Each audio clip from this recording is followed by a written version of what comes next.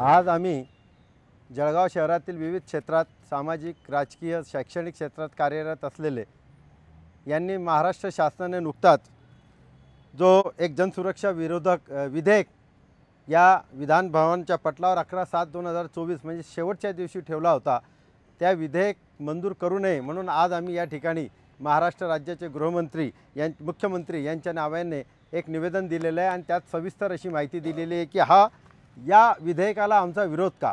कारण की या विधेयकाच्या उद्देशामध्ये जो पटलावर ठेवण्यात आलेला होता त्या उद्देशामध्ये स्पष्टपणे लिहिलेलं आहे की राज्यातील दुर्गम व शहरी भागात नक्षलवादाचा प्रभाव वाढत असून शहरात त्याची सुरक्षित आश्रयस्थळे व शहरी अड्डे वाढत असल्यामुळे त्यांच्या बेकायदेशीर कृत्यावर नियंत्रण ठेवण्यासाठी सदर कायद्याची गरज असल्याचे नोंदवण्यात आले आहे आणि त्याच्यात त्यांनी जी डिटेल्स संक्षिप्त माहिती दिलेली त्यात त्यांनी अनेक विविध असे त्याच्यात व्यथा लावलेले आहे की जेणेकरून एक चांगला माणूस ज्याने जर सरकारविरोधात विरोधी पक्षाने किंवा सरकारविरोधात किंवा कोणाच्या विरोधात दोन शब्दही काही बोललं तर त्याला या जनसुरक्षा कायद्याअंतर्गत त्याला डायरेक्ट अटक करता येईल, त्याच्यानंतर त्याची चौकशी करता येईल. असे अनेक प्रकारचे कायदे या अनेक प्रकारच्या गोष्टी यात संलग्न करून ते हा विधेयक आणू इच्छिता. ते विधेयक आता नाही आणले म्हणून त्याच्यात वटहुकुमात ते परिवर्तन करू शकतात. म्हणून आम्ही आज सर्वसामान्य नागरिकांतर्फे ही विनंती केलेली आहे. संपूर्ण महाराष्ट्रात